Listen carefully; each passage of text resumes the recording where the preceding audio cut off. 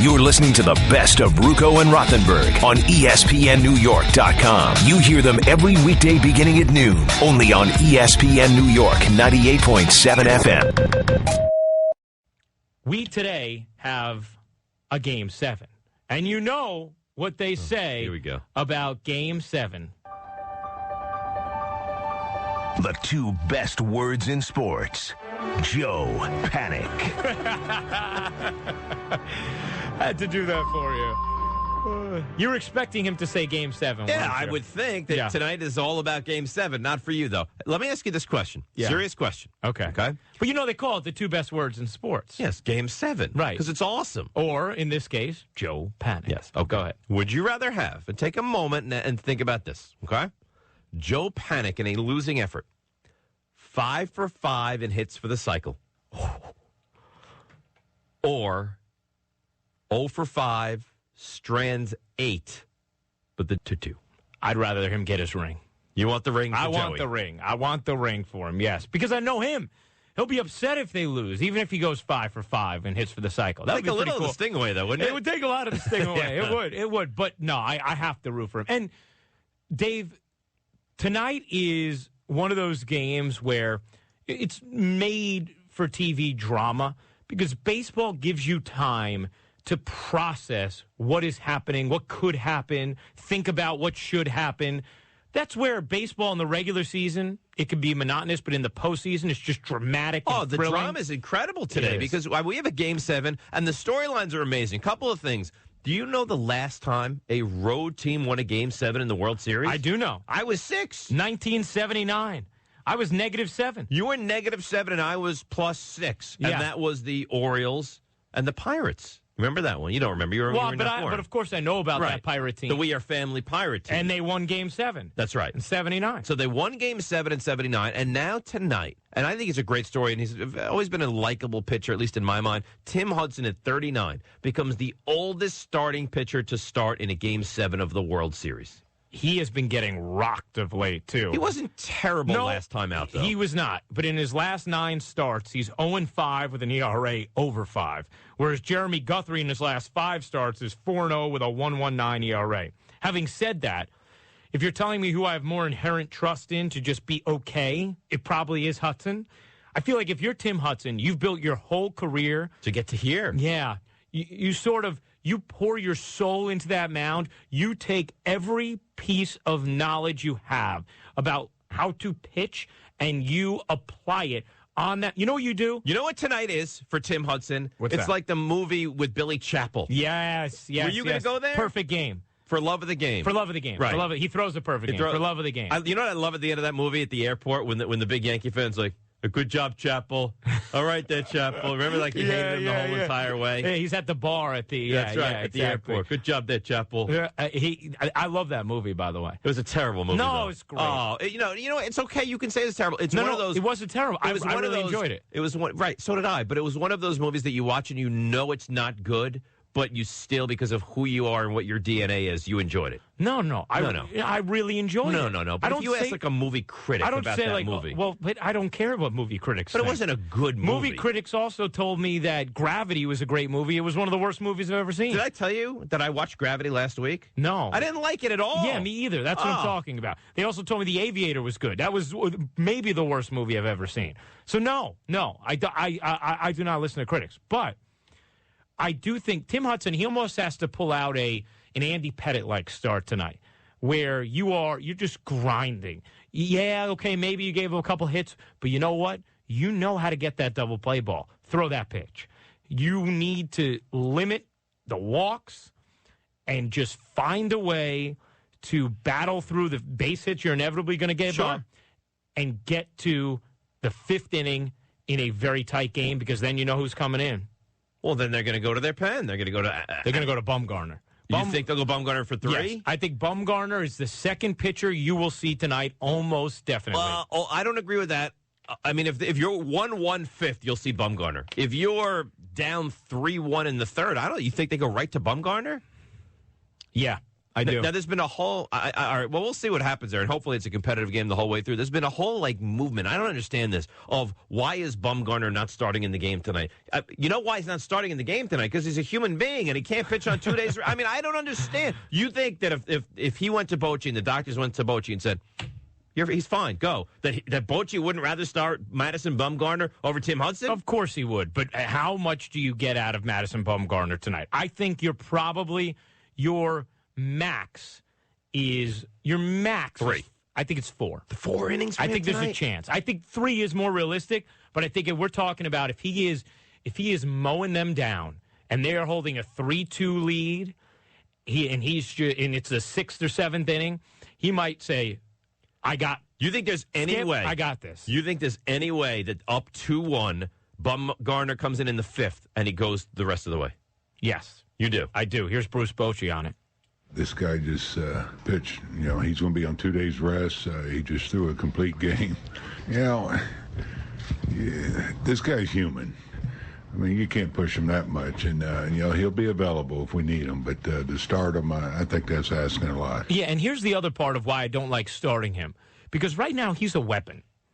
He puts a certain level of pressure on the opposing team in the early innings offensively. Royals hitters know he's looming. The same way Mariano Rivera looming for years could affect those at-bats leading up to Rivera because you grip the bat a little bit tighter. It's not easy to hit when you are tense. But you'd rather have him start than you have him the whole way through. Yeah, you'd rather have him start if he could throw 7 innings. Right. But that's not a possibility. So now let's say you have 4 innings to play with for Madison Bumgarner. Well, I would rather those be innings 4 through 8 or 5 through 9 or 3 to 7 than I would innings 1 to 4. Plus, I agree with that. If you are in a situation you have a couple runners on and 1 out, and let's say the Giants are up 3-2 in the 4th inning and the first 2 guys get on. Madison Bumgarner, I'm going to feel comfortable coming in and getting out of that without allowing a run. I don't know if there's another pitcher who you turn to at that time who I would feel that way about. I like having him as a dispensable weapon at any moment. If you can have him for 4 innings, I would rather have him for 4 to 8 or 5 to 9, something like that, rather than to start the game. Now, on the flip side of that, we haven't seen the trio of Herrera, Davis, or Holland in days now. Okay? So now we get to see these 3 guys with all the rest that they need ready to go. When? Inning 5? Could they get 5, 6 out of Herrera, 7, 8 out of Davis, and 9 out of Holland? This is the way I look at games like this. There are only a certain number of people that are going to touch the baseball for you unless you end up going into, 15, 16 innings, and then the circumstances then all bets change. are off. Right. If you are the Kansas City Royals, you want Herrera, Holland, Davis, obviously not in that order, Jeremy Guthrie to touch the baseball for you tonight. I know they like going to the lefty who just got called. I'm not going to him today. I'm sorry. The lefties you're bringing him in for, who? Joe Panik is the lefty you bring him. Joe hits lefties better than righties. You're not bringing him in for that. If you are the Royals, there are 4 guys who should touch the baseball today. And it's Holland, Herrera, Davis, and Guthrie. That's your 4, absolutely. And if you're the Giants, there's only and Petit. I think you still could go to potentially. He didn't pitch well last night. There's 4 also for the Giants. Well, I think there could be a little bit more. Well, obviously you're going to see Hudson, Bumgarner, Affeldt, Romo, Casilla. Those are my 5. Okay, you're not going to include Javier Lopez. If it's a tough lefty that I have to. But you may not need to because of Bumgarner. Right. Exactly. I think you're probably right. You trust Affeldt more. Lopez is. I forget what left. Was it Hosmer he was facing in Game 3? He really disappointed me with that appearance. Well, and Game 3 got away from them, and the Royals went up a 2-1 in the series then. So how quick do you think Ned Yost is with the hook on Guthrie tonight? I think quick. I think he is quick. I don't trust his managerial instincts the same way I trust Bruce Bochy. Because he's terrible. Yeah. I mean, but he's here. Why. But he's here. Yeah, I don't think they're here because of him. Sometimes I don't either, but get places in spite of people, and I think that's kind of the way it is here. The only thing I'd say, though, is, usually we give a manager credit when he's allocating his assets in the bullpen on a smooth ride to the World Series and to a Game 7. He, for whatever reason, we don't give him credit for that. He does deserve some credit for that, for properly placing Herrera in 6 innings or holding him for 7th, for properly placing. I mean, Davis and Holland. Do you think he's done anything that any other manager in this league wouldn't be able to do? Well, you know what? The lineup changes he made to Game 3 worked out for him. Yeah, that's true. I believe that this game, if you are either manager, you can't. The starters, the first sign of trouble, really, they're gone. Well, I think it depends. You have to go through the flow of the game as well, because we're talking to Candelo about this before, and he's like, first sign, Guthrie's in trouble, out of the game. Well, I think that's dependent. If you're up 4-0 in the third, maybe you let him work through that inning. If you're 1-1 in the fifth and he allows the leadoff guy to get on, well, maybe you then go to Herrera and you go to that bullpen. So I think you kind of have to play the game as it goes through and not just have this predetermined, when this happens, we go in this direction. No, I totally agree with that. Because also, look, if it's the third inning and you're the Giants and you're up 1-0, and Tim Hudson gives up a broken bat hit and a bunt single, you don't say, okay, I'm going to Bumgarner. Exactly. Because if he's looked good through the first 2. Same thing with Guthrie. Guthrie mows down the first 9, and the Royals are holding a 2-0 lead, and then in the 4th, he gives up 2 broken bat hits. You don't say, okay, that's it, Herrera. Now, you're rooting for the Giants, and we know that. We know the bulk of the reason why. Yeah. You're nervous tonight, aren't you? Very nervous. You don't feel great about this game. No, I don't feel great because they're on the road. If they were in San Francisco, I would feel great. I also think you do have sort of that thing of destiny going with the Royals. Although Kansas City has already, what they've done, it's gravy. I mean, no.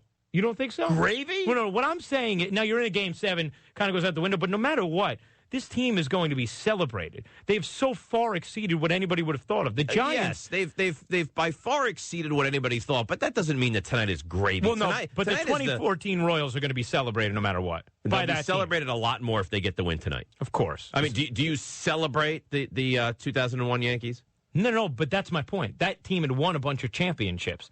Just like the Giants wouldn't be celebrated if they lose tonight. The Royals haven't been here in 29 years. I get that, but I'm not one of these people who takes great solace in when teams do well but ultimately don't get over the hump. Ruocco and Rothenberg with you on ESPN New York 98.7 FM. We have a pair of Knicks-Wizards tickets to give away today. Make sure you're listening closely to the 3 personal questions Dave will ask me. Oh, they're going to be good questions, too. I can't wait. Yes. Throughout the show, you're going to need those answers to text to 44202 at the end of it. Plenty of hoops coming up. We have Tim Legler in just a moment. We have Mason Plumlee, who will join us at 12:30. And we have a special version of the showdown today at 12:45, in which Dave and I will be answering NBA season preview questions. And I'm on a 1 showdown winning streak. And I am 2-1 on the year, which would make you 1-2. With Ruocco and Rothenberg on ESPN New York. You're listening to the best of Ruocco and Rothenberg on ESPNNewYork.com. You hear them every weekday beginning at noon, only on ESPN New York 98.7 FM. Welcome to the Eliminator Round. Oh, trouble, Harvick, and Ken's at the round. 8 proud nations. Frank Keselowski losing spots. Now he's got problems. Lost your transmission for no reason. I haven't missed a shift or anything. 4 spots remain as we head to Texas. Congratulations, Jeff Gordon. He's off to a great start here in the Eliminator round. The 4 who survive race for the championship. The chase for the NASCAR Sprint Cup at Texas, presented by Federated Auto Parts. Sunday at 2 Eastern on ESPN. The Eliminator Round is here. You're listening to the best of Ruocco and Rothenberg on ESPNNewYork.com. You hear them every weekday beginning at noon, only on ESPN New York 98.7 FM. Now we get a chance to chat with one of the members of the Brooklyn Nets, Mason Plumlee, joining us on the Maserati of Morris County hotline. His team getting ready to take on the Celtics tonight on the Yes Network, the first game of the Brooklyn Nets season. Mason, all right, had a very impressive rookie campaign. How much different is the energy going into your sophomore year compared to year one? The energy is the same, but kind of my outlook, my perspective, and opportunity is a lot different. Last season, I didn't play the first couple games, and this season I know they'll be counting on me from the jump, so it's a lot different in that sense. Expectations for the Nets, Mason, last year were through the roof. I mean, a lot of people had them running away with the division and, going to the NBA Finals. And this year, it doesn't seem to be anything near like that. Do you feel a different kind of mindset and feeling with the Nets as opposed to what they were last year to this year? Yeah, just from the national media and even the local media, just, the outlook isn't as optimistic for them. But, if you have a team where you have a bunch of guys who feel like they have something to prove individually, and then as a group, we obviously feel like we do, collectively and as a team, we have something to prove. So, if we can tap into that and really, buy into what Lionel's saying, I think we'll have a good chance to do some things in the East.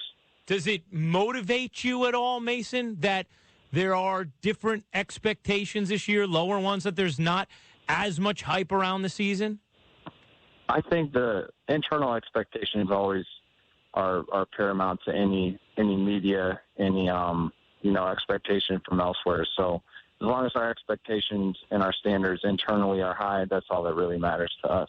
When you look at personal goals and what you want to accomplish this season? Last year, you were terrific as a rookie once you got your feet wet. You go into year number 2. I imagine you're going to see a lot more playing time than you did in your rookie season. What do you expect from yourself in year number 2 with the Nets? Well, I expect improvement really in all areas. I felt there's a lot of improvement to be made offensively. A lot of stuff around the basket where if it's not just a dunk or a layup, I'm able to finish over people, to shoot better from the free throw line. There really is a player you want to progress in all areas each season. But I think if there was a focus this offseason, it'd be scoring on the low block. Have you developed that? Any post moves, Mason? Yeah, and that's really been the emphasis in training camp from Coach Hollins. He wants me to be aggressive down there, to get to the free throw line, and really punish people inside. So let's take Mason Plumlee as coached by Jason Kidd versus Mason Plumlee as coached by Lionel Hollins. What's the biggest difference? Well, the biggest difference is I've only spent a month with Coach Hollins. So, we're still I'm still getting used to him and what he wants and his demands. But they're both very good coaches in their own respect. I think the style of play is the difference. That's what J.K. wanted to spread the floor, give the guards a lot of pick and rolls. Whereas Lionel, we're gonna go through Brooke. We're even gonna post Joe. We're gonna get the ball inside more than Jason would have. So the difference is in the scheme and the offensive philosophy. But they're both very good coaches in what they do. What makes this team go? I mean, look, Garnett is back, and Darren Williams, obviously a terrific player when healthy, and Joe Johnson and you and Brooke Lopez when healthy. What makes this team go? The Nets of 14-15 have success if what? If Darren's going, and he has been this preseason. He's last year obviously was injured a lot, but he's looked great in camp, and he's really it all starts with him at the point guard position, and we have to do a good job of getting him open and setting him up. But he's looked very, very good in the preseason, and that's been an encouraging thing as his teammate. But also that's what I was talking about. Like, we have a lot of guys who have stuff to prove, whether it be from last season or early in their career or whatever the case may be. I wouldn't underestimate that in terms of expectation for our team. We're talking with Mason Plumlee on the Maserati of Morris County hotline. Mason, I read an interesting story the other day about Kevin Garnett getting on you in practice. I mean, you guys have that kind of relationship where he's tried to bring you along, and you now firing back. No, I'm running the right play. Last year, would you have felt comfortable doing that to KG? No, I didn't say too much. I didn't say too much at all last year. And, he's the guy knows what he's talking about. 20 years, he pretty much knows all the offense and defense already. But, everybody's wrong every now and then, so you just have to have that open conversation when you're in practice, when you're in a game, and when it's two-way, it's more productive. And that was just, it was one of those things they let the media in at the end of practice, and that happened. But, it happens more than you think. Is he the team leader? If I said to you, name me the team leader on this club, is it Kevin Garnett? I would say Darren's our leader. And Kevin said that, openly, but Kevin's very supportive of Darren. And, Kevin, it doesn't mean Kevin's quiet. He's going to be the loudest teammate. But, Darren is our leader, and he's taken that role to heart so far in the preseason. I like that Teletovic is going to get more minutes, Mason, because I really like his game. Right? I mean, his game is smooth. My only worry with losing Paul Pierce is I felt like last year he was that guy who could do it on the floor and also tell you, hey, boys, I've been here. He had a certain attitude about him that is good to have on a basketball team. How do you replace that? You're right. That was big for us last year. Even, as a rookie out, we would go into certain games, and I'm, trying to feel out, you have guys sitting out on a back-to-back, or you're missing Brooke or whatever, and Paul would just walk in the locker room. He's like, hey, we're winning tonight, so, whatever you got to do.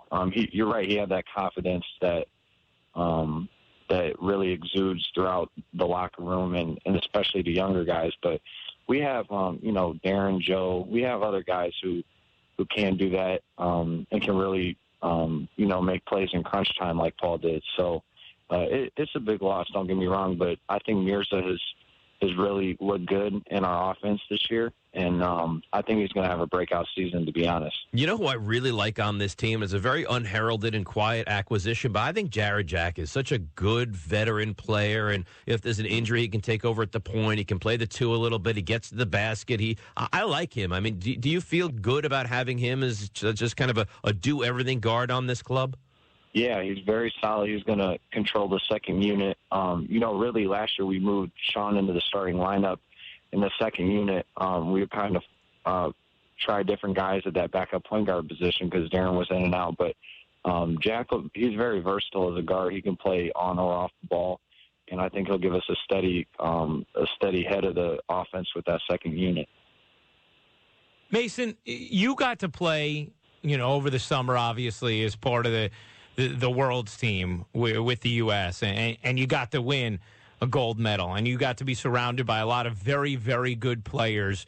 What is, if there's something tangibly you take from that experience and you can already see translating to your play and your preparation, whatever's going on with your now beginning your second NBA season, what would it be? What would you have taken? I would just say playing through mistakes. You get on a team like that with former MVPs like Derrick Rose, with All-Stars. Pretty much everybody had been or is going to be an All-Star on that team. And you think everybody does everything right all the time. That's not the case at all. So, I watched very good players struggle in games and just play through it. Struggle for a couple games and break out in the third. That was probably the thing I'll take away from it the most is, guys, they still make mistakes, but they play through them. And it's always about the next play. All right. I got a question to ask you about rivalries. You may hate the Knicks, but you, I imagine, hate North Carolina a lot more than you hate the Knicks, right?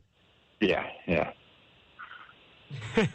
it's pretty simple. I've been in New York 1 year. I think, I don't like the Knicks, but we need to play better. That series should be a lot better this year. I thought, even though we had the better season last year, we didn't bring it in those games as well as we should have. But Duke and North Carolina, you're only playing twice a year, and the whole country's tuned in.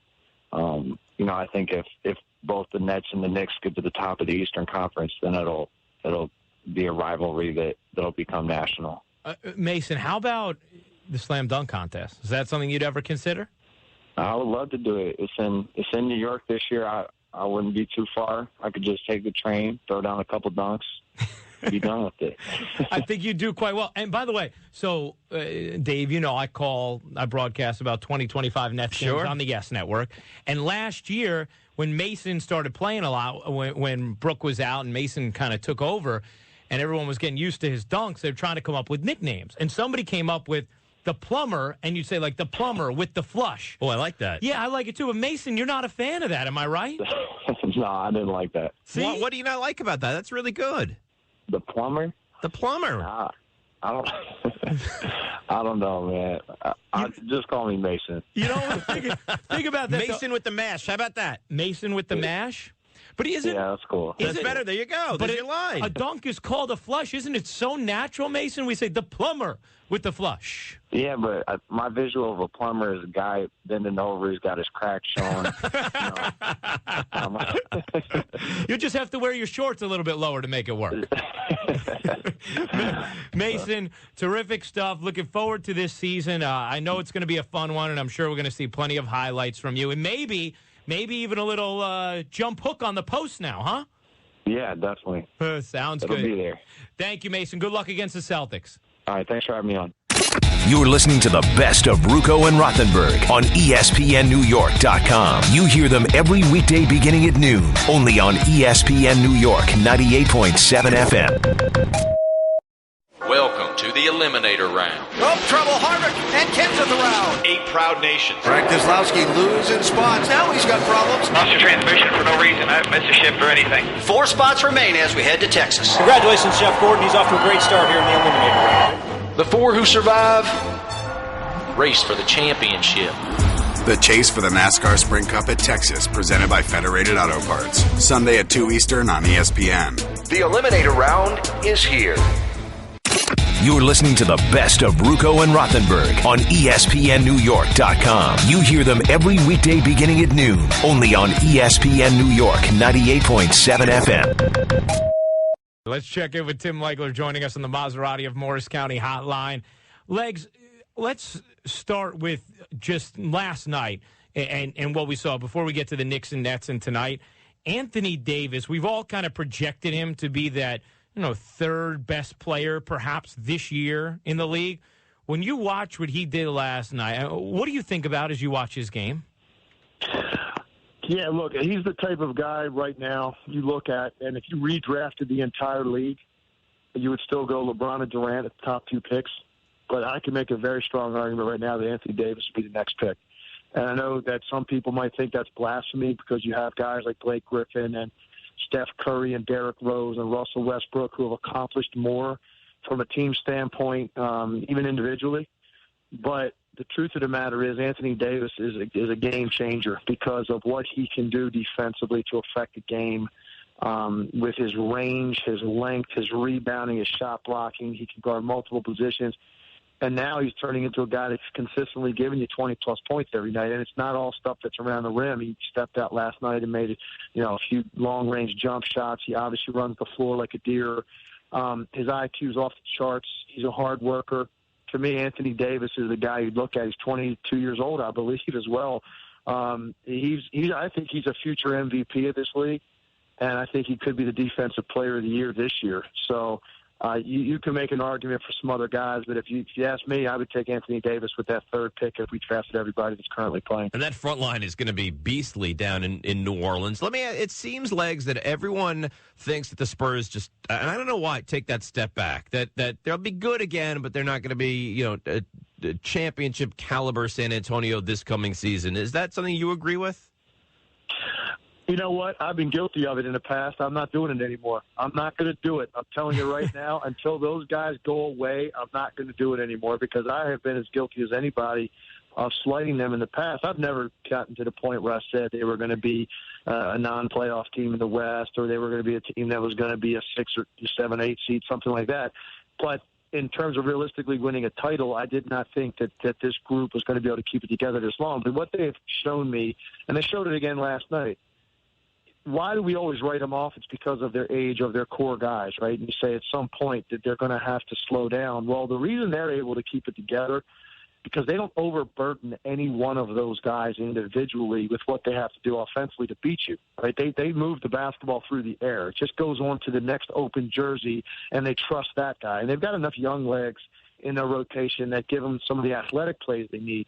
But when you look at Duncan and Ginobili and Boris Diaw and some of the veteran players, they don't have to do that much individually to attack you, where a guy in his mid to late 30s, you start to feel that in your legs and you lose efficiency. And guys that are just elite scorers that want to attack you every time, that starts to show when you get into your mid-30s.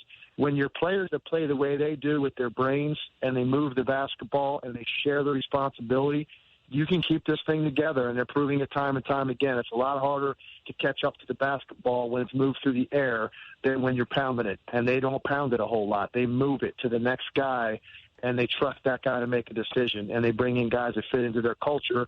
So who knows how long this thing can go on. It doesn't look like Tony Parker, Tim Duncan, and Manu Ginobili are slowing down anytime soon. So I'd say right now they'd be your favorite to win it all again. Tim Legler with us on the Maserati of Morris County hotline. Legs, how about the Knicks? 40.5 is the number Vegas has slotted them at for wins and losses. Shaney, who nailed it last year, had them at 32 wins for this year. Where do you think they fall? Somewhere in between that. I don't know that they're a team that's going to be above 500. I think a lot of things would have to break right for them for that to happen. But I do think that, look, when you look at the Eastern Conference, obviously you don't have as many nights where you're running into a juggernaut as you do out west. So that's going to give them a little bit of reprieve from that. But I'm not in love with the moves they made to their roster in the offseason to where I say, they're significantly better than they were a year ago. I think they're going to continue to struggle. They're obviously trying to learn a new system. I was 100% in favor of the Derek Fisher hire. Obviously, Phil Jackson's in there now. So you have two guys that have won at a high level, and I have ultimate respect for Derek Fisher, and I think he's going to be a great coach in this league at some point, whether it's with this group of Knicks or some other team or a different group of Knicks a few years from now. I think he's going to be able to get the job done. I just don't love their roster and the way they play, and I think ultimately they take too many bad shots to be a team that you can really rely on to be consistent. And maybe that's what they're trying to clean up with their new system. But right now, I think the personality types of guys like Carmelo and J.R. Smith and Tim Hardaway Jr., they don't see a shot they don't like. It's difficult to build a consistency in terms of how you're winning. And so I think they're somewhere in between that, 36 to 40 games. I think that's the Knicks are going to be calling for this year to win. All right, let's look at the Nets. They were the darling last year coming into the season. They've made changes, which I think most would agree means they're not as capable of a team, but I think they may fly under the radar. What's your take on the Nets this season? I couldn't agree with you more. I think people are really kind of writing them off because they underachieved last year, but I thought the expectations last year were a little bit absurd when you looked at the way they threw that together, kind of last minute. Veteran roster, they bring in a lot of new parts. You got a rookie coach, and that team's expected to win right away. I thought the expectations were absurd last year, and now people view them as a team that was disappointing, and all they did was age by a year, so how can they be better? But I actually think they are going to be better. That might not necessarily translate into a 50-win season because of the age of some of their players, but I think Lionel Hollins is a guy that knows how to manage a veteran roster, and he knows how to coach in the playoffs. He's been to the conference finals and in much tougher Western Conference. He will understand how to get these guys to play on the same page defensively, how to execute better offensively, and be a more viable playoff threat when they get there. So I think they're the one team in the East that has not gotten nearly enough attention in the preseason. And to be honest with you, I think Lionel Hollins and Kevin Garnett and Darren Williams and Joe Johnson are perfectly fine with that because last year the expectations collapsed them at the start of the year. This year they don't mind being under the radar and just get ready for the playoffs. I like hearing that, Tim. Terrific stuff. So good to have your analysis back on these airwaves, and happy beginning of the 2014-15 season, my friend. Really looking forward to it, and I'm sure I'll be talking to you guys a lot this year. Take care. Thanks, Tim. Thank you, Tim. You're listening to the best of Ruocco and Rothenberg on ESPNNewYork.com. You hear them every weekday beginning at noon, only on ESPN New York 98.7 FM. Welcome to the Eliminator Round. Oh, trouble. Harvick and Kent's at the round. 8 proud nations. Frank Keselowski losing spots. Now he's got problems. Lost a transmission for no reason. I haven't missed a shift or anything. 4 spots remain as we head to Texas. Congratulations, Jeff Gordon. He's off to a great start here in the Eliminator round. The 4 who survive race for the championship. The chase for the NASCAR Sprint Cup at Texas, presented by Federated Auto Parts. Sunday at 2 Eastern on ESPN. The Eliminator Round is here.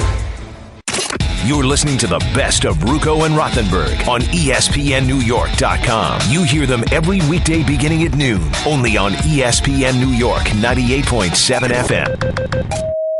You know what time it is? 7:30, that game, yeah. No, time for the show. Oh, yes. Showdown on Ruocco and Rothenberg. You ain't first, you're last. 25 seconds. Best take wins. Or you think you're better than me? That is correct. Let's get it on. With LeBron instantly elevating the Cavaliers to a playoff contender, which playoff team from last year will not be in the postseason this year?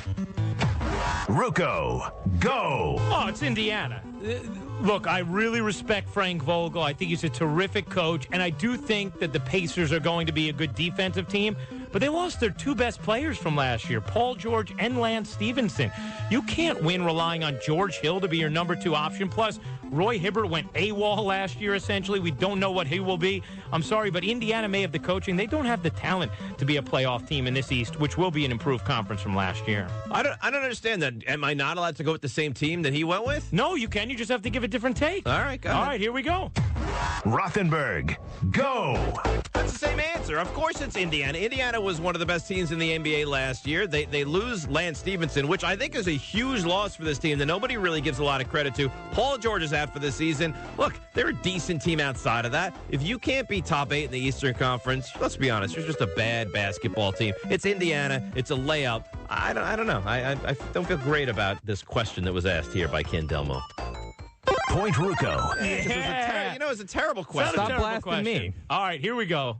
True or false? The San Antonio Spurs will again represent the Western Conference in the NBA Finals. Rothenberg, go. True. I am going with the Spurs until they don't go there. How could anybody that watches the NBA on a year-in, year-out basis not think that the Spurs are the best? Leonard will be back. He's a little banged up. Patty Mills will be back. It's still Duncan. It's still Ginobili. It's still Tony Parker. I haven't seen them age. They're fine. They're the best. They're going to get past Oklahoma City. They'll get past the Clippers. It's all about the Spurs. Ruocco, go. It's not going to be the Spurs this year. They'll be great. They'll be towards the top of the conference. They have an excellent chance. But in a conference that doesn't have much separating the top teams at it, desire makes a difference. And last year, the Spurs admittedly were incredibly motivated by wanting to exact revenge from the year before. That no longer exists. And not having that will be the slight difference that separates a team like them from a team like the Clippers or the Thunder. And that will be the reason that they do not win the West. Point Ruocco. What have you done? Ruocco wins. Yeah, you embarrassed yourself. You know what this was? It was a time crunch, and that's why he gave you the 2-0 advantage. And I know that's true, Ken Delmo. I win. That's what you saw in best interest of letting Lupica start right at the top at 1 o'clock. You didn't ask the third question. By the way, real quick. So I win. I get to choose the music on Friday. Great. Knicks, Nets. Knicks over under 40.5. Nets over under 41.5. Under, over. I'm saying over for both. And I think they both get wins tonight. Both of them get wins tonight. You think the Knicks beat the Bulls tonight? And the Giants beat the Royals. And you say? Royals? No. Bulls? No. Nets. All right. I'll take the Nets. You're listening to the best of Ruocco and Rothenberg on ESPNNewYork.com. You hear them every weekday beginning at noon, only on ESPN New York 98.7 FM.